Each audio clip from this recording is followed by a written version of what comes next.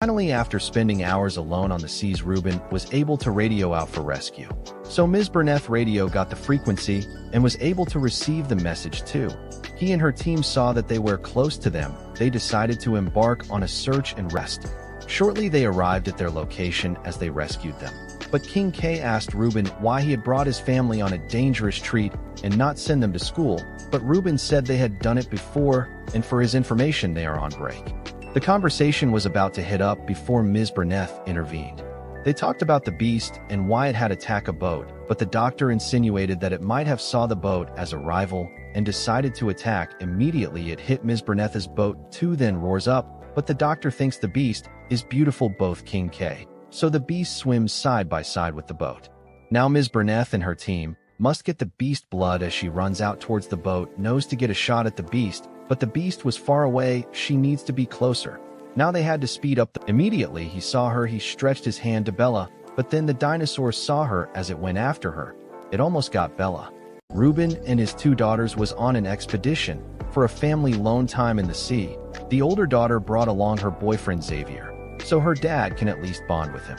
Xavier is unapologetically unbothered, as he refuses to take over his shift, so Reuben can take a nap too, as Xavier has been sleeping. Reuben's daughter loves him still, as she thinks her dad doesn't see what she sees in him, his potential, so she don't want her dad meddling in her love life without taking his time to get to know Xavier, as she's an adult now.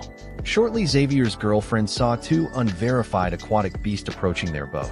She informed her dad. Before the dad could look, there was a turbulence on their boat.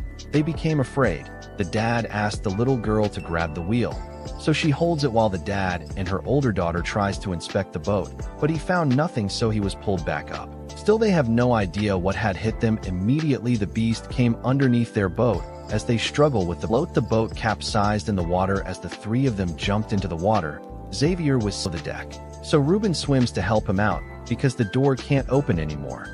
This is one way from the 100 ways to die. A scientist's carelessness almost cost his whole team their lives, but eventually lost his own. By his mistake, a $1 billion company also crumbled. Before the extinction of dinosaurs, a company called ILE St. Hubert built their laboratory in a secure location away from civilization. A laboratory for the sole purpose of animal experiments, discoveries, and studies. In one of the containment, a genetically and biologically induced dinosaur was alive and caged in, while under strict surveillance. The doctor came into the laboratory, was ready to access the containment direct study area with a stick of chocolate in his hand, a two-way access key, and a genetic globe tube. He puts the chocolate on his mouth while he gets ready to open the door. The other female doctor, who was already in the containment, was also ready to open the door. He drops the chocolate nylon on the floor after eating the chocolate in it. Then both of them opened the door by counting to 3. He walked into the containment. Then the chocolate nylon swindles its way in too. Shortly, as the doctor's was cleared to access, the dinosaur took the doctor to its chamber. 32 years later, since dinosaurs returned, the company that was crumbled 32 years ago started again with another name. Now they are operating as a pharmaceutical company. They embark on a quest to recruit freelancers and private contractor Ms. Burneth and her team, including a civilian, Dr. Henry, who has no prior notice that he is about to embark on a dangerous and a very illegal trip to an island which all government on Earth has banned every citizen not to venture or wander into. Because of his expertise on the species of dinosaurs, the company needed their blood samples for experiment. The doctor was convinced by the employee with his love for dinosaurs. Now Ms. Burneth travels with the pharmaceutical company representative and Dr. Henry to gather her team. They met with King K, then later Bobby joined them. They usually docs a play where they act uninterested on the deal at sight to know how desperate the contractors are so they can renegotiate their contract deal. So Bobby tries to do it, but Burneth informs her that she and King K already done it, so he says okay. Then when are we leaving? This is one way from the 100 ways to die. A scientist's carelessness almost cost his whole team their lives, but eventually lost his own. By his mistake, a $1 billion company also crumbled. Before the extinction of dinosaurs, a company called ILE St. Hubert built their laboratory in a secure location away from civilization. A laboratory for the sole purpose of animal experiments, discoveries, and studies. In one of the containment, A genetically and biologically induced dinosaur was alive and caged in, while under strict surveillance. The doctor came into the laboratory was ready to access the containment direct study area with a stick of chocolate in his hand, a two-way access key, and a genetic globe tube. He puts the chocolate on his mouth while he gets ready to open the door. The other female doctor who was already in the containment was also ready to open the door. He drops the chocolate nylon on the floor after eating the chocolate in it. Then both of them opened the door by counting to 3. He walked into the containment. Then the chocolate nylon swindles its way in too, shortly as the doctor's was cleared to access. Lurch drives the car vehemently through the boulevard. Now it's time for discussion between Wednesday and her dad. The dad was always the unserious one in the family, but his role in the family was the emotional part. He is responsible for the love and psychological part of the family. Mr. Adams tries to not involve with the daughter's adventurous nature, while Wednesday asked about her mother, but as always, the dad continues to shy away from mother and daughter dispute as he comfortably sips his martini. Wednesday becomes uncomfortable, briefly remembering what her mom told her concerning her Auntie Ophelia. Out of curiosity, she asked her dad about what really happened to her Auntie Ophelia, since both of them are the actual once-in-the-family with the psychic abilities. But the father once again informed Wednesday after he was shocked by the question. He swiftly informed the answer to this particular question is not in his jurisdiction. She should hear it from the horse's mouth. But Wednesday is unsatisfied with the response from her dad, knowing fully well she has to face the mom again. Immediately, they turn to statue. He walks away, happy. Shortly, he slipped, as it seems a boy was controlling him to defy gravity as he suspended him on air. Everyone started laughing at him too. The first head principal and his robot body walks out with the acting principal, as both of them observes everyone jumping, running, and playing around. They talk about the spirit of prank day, as they, the first head principal, remembers the previous prank day that they put a sea fish in his jar. Immediately, Wednesday comes to join the occasion, due to the heroic moment Wednesday had. In her first year in the school, she has gained admirals and stalker. They stand to admire Wednesday as the acting principal approaches Wednesday in conjunction with their previous encounter. Wednesday hoped that he was humiliated, but instead the principal was applauding her, saying she sure knows how to control and please the crowd. That calls Wednesday attention as she inquires if anyone in the school had the ability to control birds, but the acting principal had no idea until the first head principal remembers, then said, "Who?" Avian, as he recalls that is over 30 years. No one with that ability has been to the school again. Wednesday is known for her uptight nature, a child drawn to darkness. So she embarked on retrieving Goody's book, which her mother took from her. But in her absence, her mother shows unpleasantness towards Thing for allowing her daughter Wednesday endanger her life in the first place. Lurch the zombie, like human driver of the Addams family, takes Wednesday back to school, while Wednesday, in her inner thoughts, thinks of ways to save her friend from being murdered. Then, Wednesday informed Lurch to make a possible stop before taking her to school. Lurch is furious, but rather he is incapable of defying the acquaintance of the Addams family, so he obeys and makes the stop to a creepy-looking house. At the middle of the night, the house looks abandoned, but there was still a rail of light and a red car parked in front of the building. Wednesday walks towards the building alone. As she gets close, the house everywhere seems quiet. She knocks on the door, but no response. She then looks around the environment, but no one approached except Thing. She then considered a little, but eventually opened the door slowly, as everything still looked creepy. Now they approach the school as Wednesday begins to climb the stairs in order to get into her room. She talks about the defectiveness of her psychic abilities to Thing trying to figure out, but now she remembers her last vision about the death of her friend Enid. She tells Thing that the information should be between both of them only, especially Enid. She tells Thing that Enid is too fragile for such information, let alone the one involving her. Both Thing and her comes to an understanding. Wednesday, on entering her room, she found Enid lying lifeless at the balcony. She becomes devastated immediately. As her mood changes, she calls out Enid while walking towards her frightened. Thing also run towards Enid's lifeless body too. Looking at Enid, there was a pool of blood at the side of her head. Then on her neck is a line of blood looking like her throat was slit open. Quickly, she becomes scared. The instant she asks Thing to go get help, Enid smiles, then erupts into laughter as Enid joking sits upright, putting a finger on her throat as she licks the blend orange she rubbed on her neck in order to prank Wednesday. Enid had no idea that it was actually a real eye. Wednesday becomes more curious, thinking about the bird she saw in the dead man's house. Now Enid brings back the attack Wednesday encountered at the beginning, as she tries to know why Wednesday fainted and had black blood all over her eyes. But Wednesday tries her possible best to hide the truth from Enid, as the conversation was going on between Enid and Wednesday. Enid received a message on her phone. A picture of Wednesday was sent to her by Wednesday's stalker. Then Wednesday tells Enid to call the number back. Enid types her phone, then puts the phone on loudspeaker as both wait to receive and answer. It was an already recorded message from the dead man's phone. When Wednesday informed Enid that the man has been murdered, Enid thinks that Wednesday was pranking her. Not Wednesday keeps her serious face. Enid becomes frightened that it's not even the middle of the semester, and Wednesday is already involved in a murder case. As she thinks maybe Wednesday is cursed, as she is always involved in everything bad. Her ability is still blocked. Out of frustration, she asks Thing to stay behind and research on spells to regain ability on Goody's book while she explore other options. The Nevermore Academy in all its glory. Students' prank day celebration.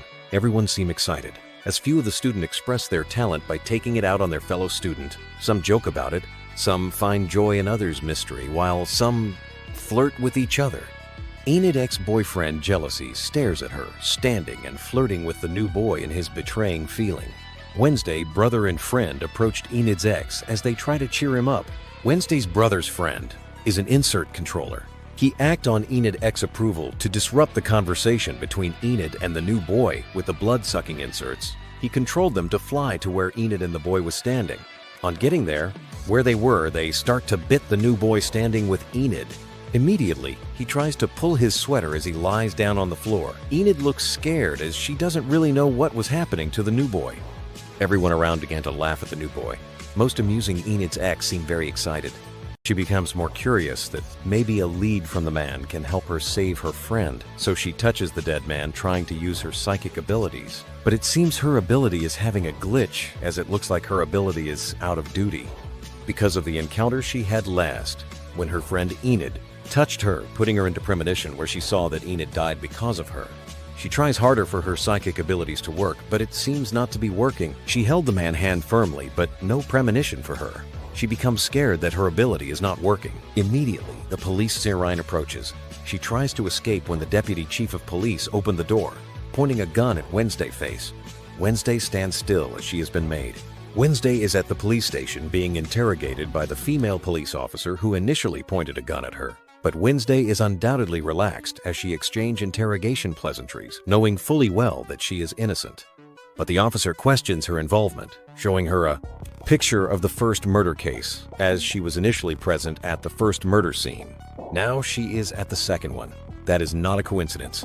Happy was seen strapping cables on a truck because the road to the fuel depot has been rigged with landmines, so they strapped a pumping machine to the truck as they pumps water which was already mixed with chemicals on the roads. Then Happy used the scanner to check where the landmines are as they plan to navigate and drive through it. Now they began to pinpoint where the landmines are as they drive through, spraying the chemical water still on the roads. But Dr. Toby has instructed Dr. Jelani to run a test again with King Birana's blood for what he diagnosed early, so Jelani came to tell him they already drew the blood for the test, but he informed Toby that the test will return after a week, but Toby panicked that the king doesn't have a week, he will die before the test comes back. Then Toby tells Jelani to trust him in his diagnosis, that he is right, he should allow him commence treatment immediately, but Jelani cannot trust the life of their king to a total stranger from America. They argue, but Jelani disagrees with him, says he cannot gamble the king's life based of mere observation. So Jelani asked Dr. Toby not to go near their king or he will be arrested, but Dr. Toby found other ways to treat the king, as he took the needle uses to draw the king blood. Thing has no option but to follow her inside. As Wednesday walks inside, calling for the owner of the house, she finds a man seated alone in his living room facing his television, while there was an empty bottle of drink on the floor.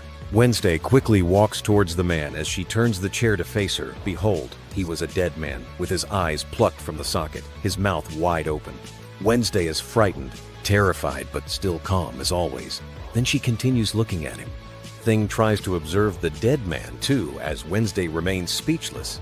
She takes a closer look at the man, then tries looking into the mouth of the man. Suspiciously, shortly birds flies out from his mouth uncontrollably. Then Thing becomes restless, looking frightened as all the birds starts flying all around the living room. Wednesday already fell and seated on the floor, looking afraid but calm still. As she stares at the birds flying around the living room, She gradually tries to stand up as she then sits back down. The birds begins to fly out the window, bursting the window glass open. Wednesday still scared and curious. The story begins as the antagonist Wednesday Addams gets a premonition with her newly developed psychic abilities that her friend Enid was going to be murdered by crows. After seeing her headstone, Enid appeared and grabbed her by the collar as she beckons on her that it was her fault. Immediately, she woke up screaming Enid's name as her eyes was already drenched from the flow of black blood. She calls it black tears. Her mother, Mrs. Addams, expressed her worries that Wednesday had hidden the trouble she is encountering as an overzealous psychic freak. She endangers her life even more by using her Auntie Ophelia's book, known as Goody's Book. But Wednesday's mom already found out that Wednesday has been using the book spells through the help of Thing, the stitched and sewed living hand. Wednesday frowns at Thing for the betrayal, but in exchange Thing hands Wednesday a napkin to wipe the blood off her face. While Mrs. Addams expressed her concerns even more, letting Wednesday know that it wasn't Thing's fault, but he cared for her too much to let anything bad happen to her like it did her auntie. But Wednesday flare up in anger, trying to explain her predicament, that she can take care of herself and in the same time save her friend from hurt. Now, Walter was seated with Paige as he confesses he has been keeping a secret from her, that the lecture he told Paige was cancelled was not, that he went with. He was about to say Florence, but Paige thought he went without her so Paige could have her own time for herself. She says she was proud of him, so Walter played along, not sharing all the information. Then Paige leaves the vehicle while Happy came to talk with Walter, asking him why he didn't tell Paige who he went out with, but Walter says he has it under control and nothing is going to blow off in his face. Shortly the sandstorm was over as they restore some fuels, then the light came back on. They left for the United States, back to base. Now Paige found out that there were 2 tickets, that he went to the lecture with another person. Why didn't he say he went with someone, but Walter tries to cover it up as he seems scared to share who he went out with. Immediately Florence walked in, so he and Florence remained. Now the job Walter was gunning for with his formal team, Paige, Sylvester, Happy and Toby, now applies for the same job as a team. Walter was left with himself, Cabe and Florence. Now may the best team win as he face off with them at the job interview. So he can test the blood biological by putting a drop of his blood in the water, so his test came back positive that the kind does not have a heart disease. Now Jelani is trying to keep air on the ventilator for the king as the generator is now running on fumes, yet he still rebukes Toby from treating the king. Immediately the generator went off. Jelani went to check the generator, then Toby started treating the king. Shortly the king was revived and stable. Back to the team trying to restore the fuel depot, but Paige still feels Walter distances, so she ponders on it. Shortly they are back on the road as the landmines started going off, almost dissipating Walter's team. They swindles their vehicles between blasts as they navigate to a point where the sandstorm covered their views. Now Sylvester figures out that with GPS they can find the landmines and drive through the sandstorm. Immediately Walter's vehicle bumps into a deep as the car turns aside. Happy was with Walter. While the car had fallen on a mines, if they moves it blows. They most figured out a way to save Walter. Shortly the glass window began to crack. Now they figured out a way as Walter covers his face so he can hold his breath while to fill the window side where he was with sand so the mines can't go off. Sylvester walks in with a problem he received from Alex in Africa about militants attacking their village because of their oil. The King Birana, who was having a heart failure, was placed on a ventilator which is running on fuel, but the militants already attacked one of the village fuel depot, remaining only one which is now guided by them. So in the next 36 hours the king runs out of air without fuels to power the generator. Or the generator used to power the ventilator. If he does no peace summit for Alex's village, then the militants takes over. So Walter teams now has a task in a village called Marabi in Africa to go restore the fuel depot or find other means to keep the king alive until the peace summit is over. Shortly Walter Brian and his team agent Cabe Gallo, Paige, Sylvester, Happy and Toby arrives at the village meeting up with Alex. Now they were taking to go see the King Birana, but unfortunately he can't speak to them because of the ventilator in his gullet. He waves at them. The Marabi doctor treating the king interprets what he meant to them. As they were about leaving, Dr. Toby noticed that the Birano king of Marabi has been misdiagnosed and he's been treated wrongly, but everyone turned to her. She becomes surprised that she has no idea what she just walked into. Then Florence says Sylvester left a message for her. Sylvester wanted to tell Florence that he was in love with her. But Paige found out that Walter went to the lectures with Florence and everyone knew except her. Paige then asked Florence if she went to the lecture with Walter. She responded, yes. Now Paige is heartbroken. Immediately Walter stands up, tell Paige to understand why he had to hide it, that he truly loves her, but Paige breaks down, say she has been trying hard to keep their relationship afloat but Walter keeps making everything difficult. Then Paige asked Florence again if he loves Walter. She responded again, yes. Walter says he has no idea of Florence's feelings. Sylvester becomes angry at Walter as he say he lured Florence, manipulated her and made her fall in love with him, but Walter says he was man enough, he would have asked Florence out from the jump. Then Sylvester quits his job. Paige, Happy and Toby too. Cabe is like a father to Walter. As he pulled the web, the food tray hits Flash. Peter ran away as Flash saw him pulling the food tray as he rushed after him. Everyone accomplished him, including Mary Jane. Now Flash got to him as he punched Peter from behind, but he moved. Flash fist hits the wall, but Peter says he doesn't want to fight him, as Jane also tells Flash to leave Peter alone. But Flash continued as Flash punched Peter again. He turned, Flash hand hits thin air. He did again. Peter almost bent to the ground as he stands back up. Then Flash friend tried to catch Peter from behind, but Peter backflipped twice in the air, so Flash had to push his friend away as he fights with Peter, but with every punch none touched Peter, as Peter held his hand, twisting it, as Flash groans in pain.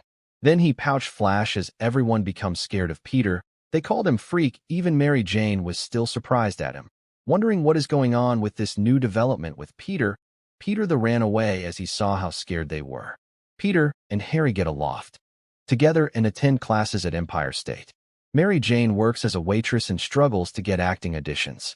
She and Harry also begin seeing one another. Harry apologizes to Peter but points out Peter was always too shy to make a move himself. Peter sees Jameson's advertisement for good photos of Spider-Man and, webbing his camera in convenient places, gets excellent photos of his own heroic actions. Although Jameson doesn't pay well, he agrees to buy more of Peter's photos. One night, he spies the advertisement in the paper. A local professional wrestling league will pay $3,000 to anyone who can survive 3 minutes in the ring with their champion, Bonesaw. Peter designs a suit and heads out to the arena, telling Ben and May he is going to the library. Ben and May are worried about the changes in Peter's personality, and Ben insists on driving him to the library. He tries to explain his and May's concerns. He encourages Peter not to get into any more fights. He might have the power to beat the Flash Thompsons of the world, but with great power comes great responsibility. The responsibility to know when and how best to use that power. Peter reacts badly. He tells Ben he is not Peter's father and should not act like he is. Peter not only survives the wrestling match, he defeats Bonesaw in 2 minutes. But the promoter pays Peter only $100. As he went out to explore more of his newfound ability, he saw how Spider climbs wall, so he starts to climb wall. As he was amazed at himself, he starts running and jumping on the roof of New York building. Till he got to a crossroad, he has to shoot web out of his wrist again to get down from here now, so he shoots the web out, swings in fear as he hits the wall, and fell down. That night, he and Mary Jane casually flirt across the fence separating their backyards. Although Flash breaks this up when he arrives with his new car. Peter believes he needs a car to impress Mary Jane, but knows neither he nor the cash-strapped and retired Ben and May would be able to afford one. Peter Parker is a nerdy high school senior in New York City. His parents are dead, and he lives with his Uncle Ben and Aunt May. He has a crush on his next-door neighbor, Mary Jane Watson, who is also one of the few classmates who is nice to him. Her boyfriend, Flash, and his buddies pick on him. Peter's only friend is Harry Osborn who, though rich and good-looking, is similarly an outcast. Harry, however, is somewhat jealous of the affection his father, Norman, shows Peter. Norman, the head of weapons contractor Oscorp, appreciates Peter's scientific aptitude and can barely conceal his desire that Peter was his own son. That same night, a menacing figure wearing the stolen Oscorp exoskeleton and riding the jet glider attacks a weapons test at Quest Aerospace, Oscorp's chief competitor. Their prototype is destroyed and General Slocum is killed. Peter is inspired by Ben's admonition to use his spider powers for the greater good. He designs a new costume and swings around New York, foiling petty robberies and muggings as the Amazing Spider-Man, a name he borrows from the announcer at the wrestling match. This does not endear him to J. Jonah Jameson, the editor and publisher of the Daily Bugle, New York's leading muckraking tabloid. However, When he learns Spider-Man sells newspapers, he puts out a call to photographers for better photos for his front page. Peter, Harry, and Mary Jane graduate from high school and move to Manhattan. He kills Strom and steals 2 other Oscorp inventions, an exoskeleton and jet glider. Peter wakes up the next morning feeling better than ever. He also learns his scrawny physique now ripples with muscles, and his eyesight is perfect. Now he prepares to go at school. As Mary Jane was passing by with her food tray, she slipped, was about to fall when Peter caught her and the food tray, balancing the plate back on the tray with no spill. Jane was surprised at Peter's reflexes, coupled with the fact that he was not outing on glasses now as usual. She said Peter seems different. Peter was dumbfounded. Then Mary Jane left. Peter sits back down as a fork remained glued to his palm. Now he learns he can shoot webs out of spinnerets in his wrists. Peter's science class takes a field trip to a genetics laboratory at Columbia University. The lab works on spiders and has even managed to create new species of spiders through genetic manipulation and combination. While Peter is taking photographs of Mary Jane for the school newspaper, one of these new spiders lands on his hand and bites him. Peter comes home feeling ill and immediately goes to bed. At the genetic level, the venom injected by the spider bite begins to work strange magic on Peter. Meanwhile, General Slocum visits Oscorp to see the results of their new super soldier formula. When one of Norman's top scientists, Dr. Strom, warns him the formula is unstable, General Slocum threatens to pull all of the military's funding from Oscorp. Later that night, Norman exposes himself to the formula. He gains superhuman strength and agility, but is driven insane. Angry at being gypped, Peter stands aside as an armed robber holds up the promoter. However, when he gets out to the street, he discovers the robber fatally wounded Ben and stole his car. In anguish, Peter chases down the robber and beats him. The robber falls out of a window where his body is recovered by the police. Patterson tries to understand why Rich was monitoring Kathy before they could conclude their conversation. Ivy already had another hacker working on the server to unlock what both Patterson, Rich, and Kathy was trying to access, so Boston, the other hacker working for Ivy on gunpoint, lets Ivy know that he had before worked for someone else at gunpoint before, and it didn't add up anything because even if she points a gun at him or not, she's not going to shoot him until he's successfully hacked into the drive, so it's better she doesn't point the gun on him and other for more efficient results. So Boston continues, why Kathy continues hacking her way in. Boston runs into data errors, so Ivy saw the error then asked Boston what it was. He acts as if he doesn't know what it was. Surprisingly, he says if error shows it means someone else hacked their way into Dark Clouds too. Then Ivy's men grabbed Boston's hand as Ivy gets ready to chop off her fingers. But Boston tries to talk his way off that he couldn't lock the other hacker out from the server, but Ivy was not buying what Boston was telling her, so she chopped off one of Boston's index finger. Then Boston shout out loud, "Shorty!" He resumes hacking into the drive. As Kathy already successfully encrypted some errors unknowingly to both Rich and Patterson, they pull up in their SUV blowing the siren, but Agent Weller argues about the team trusting Kathy again after she worked with Madeline and hacked into the Air Force One and almost crashing the plane, then bombing all the FBI offices around the state, then framing the FBI most trusted team on the attacks. Jane was recruited into the FBI as a consultant, and now she's Weller's wife. She tried to reassure Weller that Kathy was never going to be trusted, so he should just focus on the tasks at hand. Then Rich and Patterson's SUV pulls out too while Kathy and Rich continues yelling at each other. Patterson was driving, both Rich and Kathy was navigating the location where Boston is, so both have kept confusing Patterson with the details of the location as they looked at the map trying to know if Patterson should turn left or right. Then both of them yells left.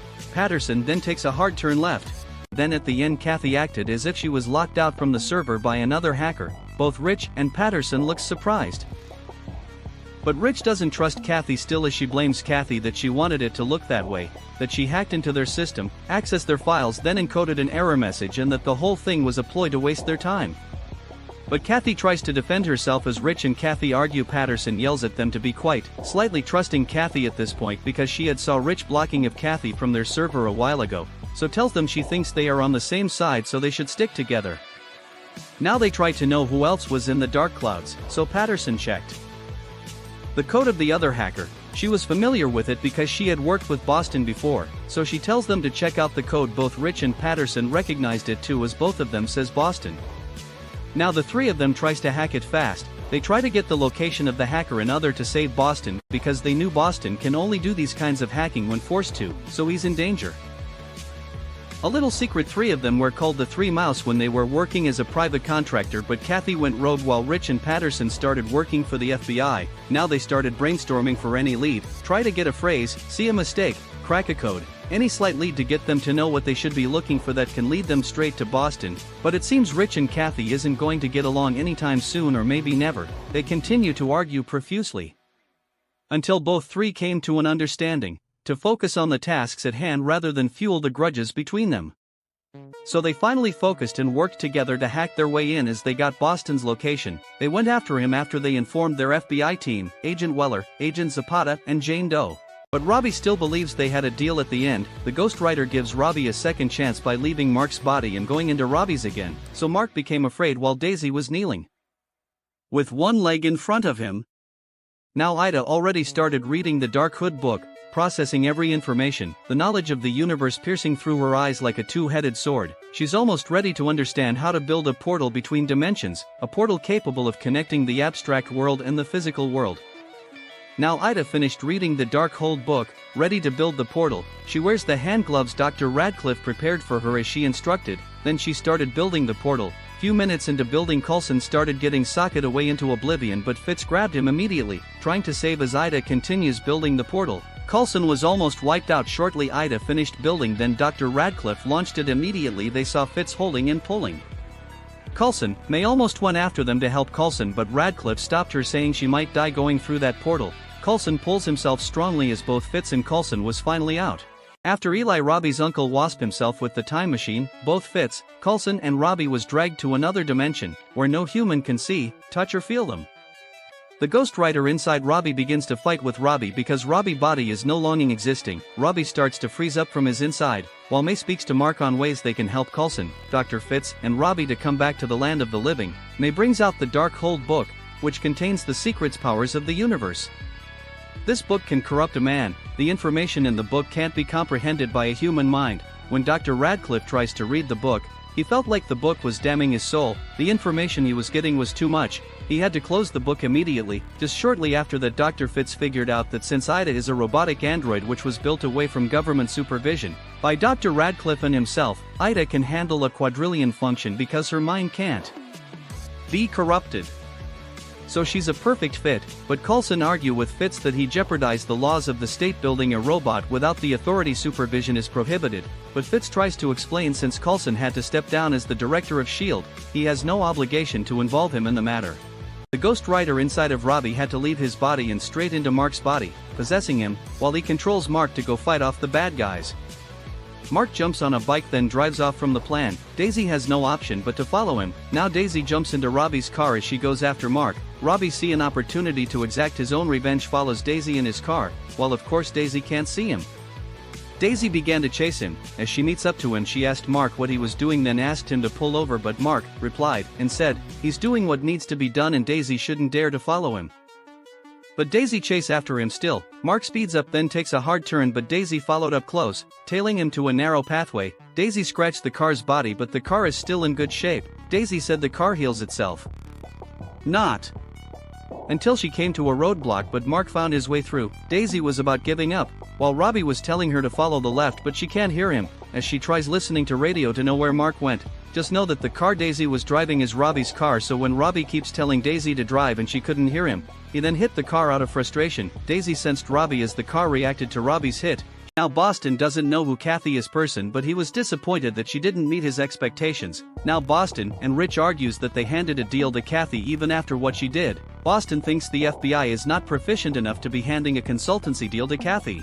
Simmons is a biochemist. She's quite a sight for her sore eyes. She's Fitz's wife-to-be. Her expertise on terrigenesis cocoon, a process wherein human are been made, so she tries to help the person inside the cocoon to free himself because he was unable to free himself after 7 months, unlike the others going through the process in a split of seconds. Dr. Simmons then asked her colleagues to leave the room, but the head security almost refused, but Simmons informed him that she was brought there because of her expertise, so if they want to keep their employee happy they should impress her and other to carry out her duty adequately, so they all left the room. Simmons then unzipped her protective helmet as she then heard the person underneath. The status heartbeat. She knew that the person was nervous, so she tries to calm him down. Shortly as began to calm his nerves, the heart rate begins to reduce, the cocoon starts breaking from the back. As she starts pulling of the cocoon from his body from the face, the security details puts a hood on Dr. Simmons' head as they carried her away so she could see the man behind the cocoon.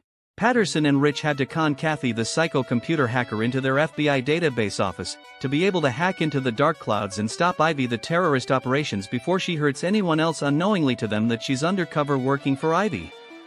So Kathy tries to distract Patterson as she was hacking into their computer, while Rich was trying to uncover Kathy's trick through the other computer, but Kathy was a very good hacker as she was able to hack her way in.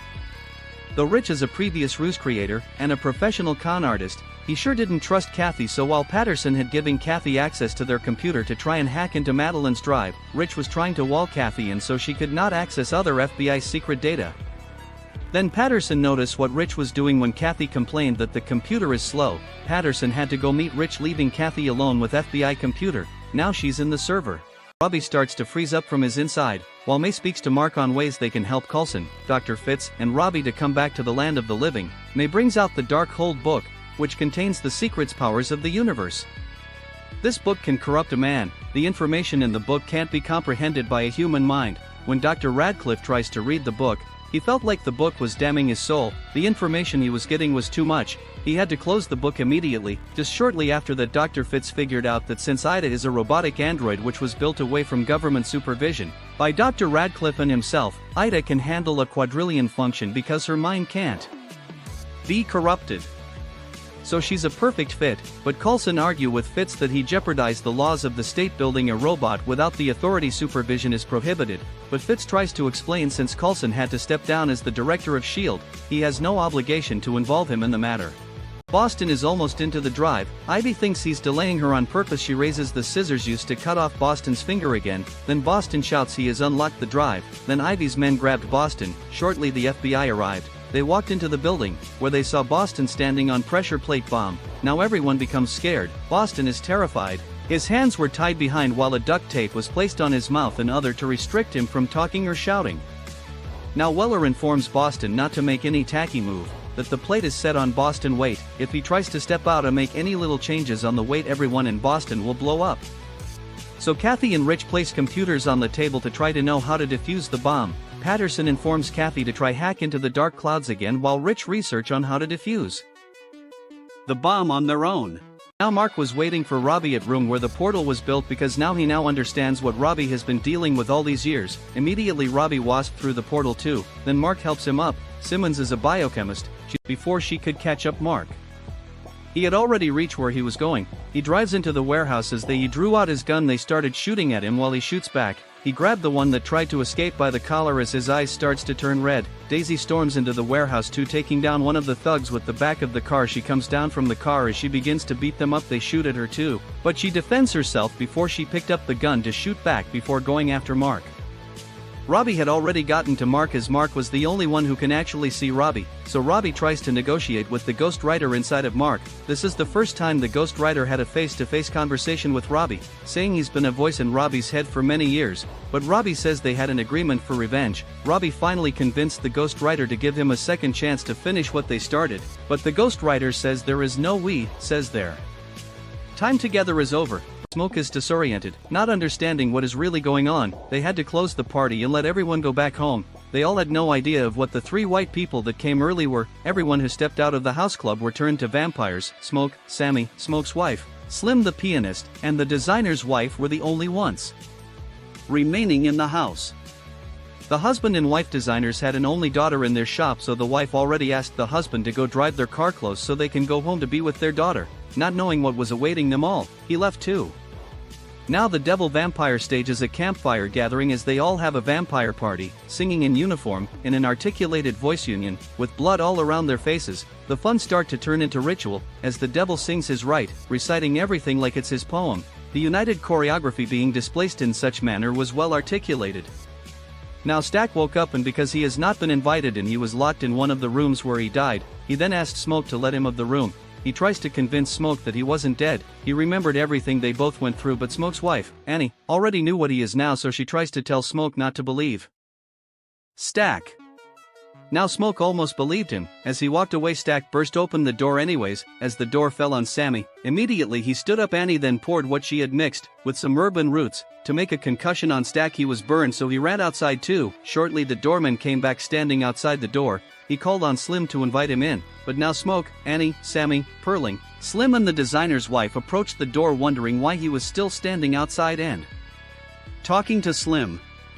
Smoke then asked the doorman why he was standing outside while others were inside, and where he had been since the incident, but he tries to convince them he went out to take a piss. Now Annie tells him why he wanted them to invite him in. Smoke added, "You've been walking in and out of this building without an invite, why does he need one now?" But he tries to be polite about it. Now Annie tells him to accept the fact that he was dead and now he is a vampire, yet the doorman fails to admit as they asked him to leave. Now Smoke and Stack are Sammy Moore twin cousins. Both are very much interested in Sammy's talent. They even plan to put Sammy up in big stage.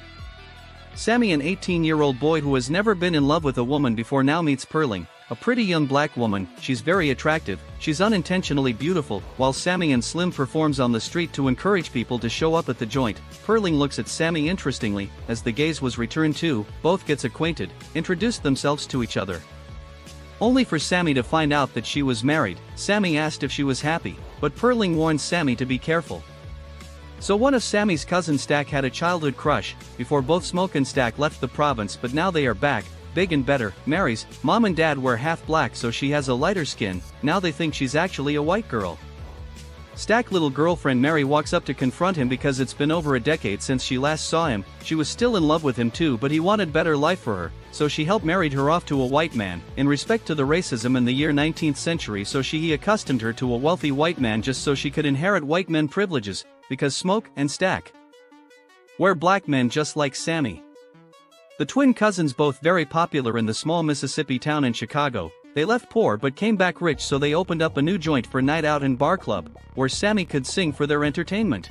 Mary comes to the party uninvited, but the doorman recognized the young and little Mary, but she's not little anymore. He lets her into the party, so Sammy Moore sees Mary, then approached her telling her she wasn't welcome, but Mary also recognized Sammy too after he told her he was Smoke and Stack's little cousin. Now Mary was surprised. She decided to buy Sammy a drink since he's now matured enough to drink now.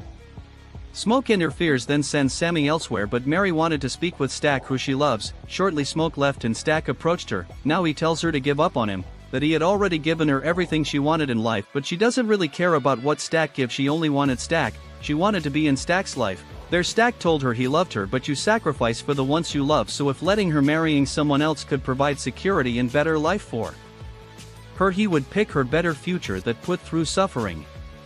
Now she knows how Stack feel about Sammy Moore was now introduced to the crowd, so he can tear the veils between two worlds with his voice. In the essence of his performance, Sammy introduced himself to the crowd. As he struck the guitar strings, the first song that came out of his mouth was dedicated to his father. While everyone under Sammy Moore's voice is in a magical realm where hopes are been made, dreams are been dreamed, life are been reformed, in their mind it was heaven, burden were lifted, spirits lifted, sins were forgiven, gates opened, deep souls of men and women rejoicing. Sammy keeps singing, his gift was no ordinary one, they believed music was giving to them. Now Sammy's voice was able to alter the atmosphere on the performance. The music flow was able to grow in a split second to a 21st century where hip-hop, R&B, rap was born, all in one sitting. Cultured was showcased, the Chinese dance, India ballet, America twerk, all the choreography was unmatched. People were lost in themselves, like being able to scream on top of your lungs. In other realms the roof caught fire, unknowingly to them that the devil was already in town in the form of a man, posing as an helpless man in need. Now these unfortunate couples had to invite the man into their home, after he escaped from vampire hunters who were after him. In a twisted turn he lied to them that his house caught fire and he escaped from animal attack. As he pried on their emotions and sympathy, then offered them gold so they can allow him some shelter in their home. Once they allowed him in, the hunters arrived, but they told them to leave their property, that they never saw anyone in their view. So the hunters tries to explain that they have no idea of what is going on, but they chase them away protecting the devil. Without delay, as the hunters already left, the devil vampire turned both husband and wife to a vampire.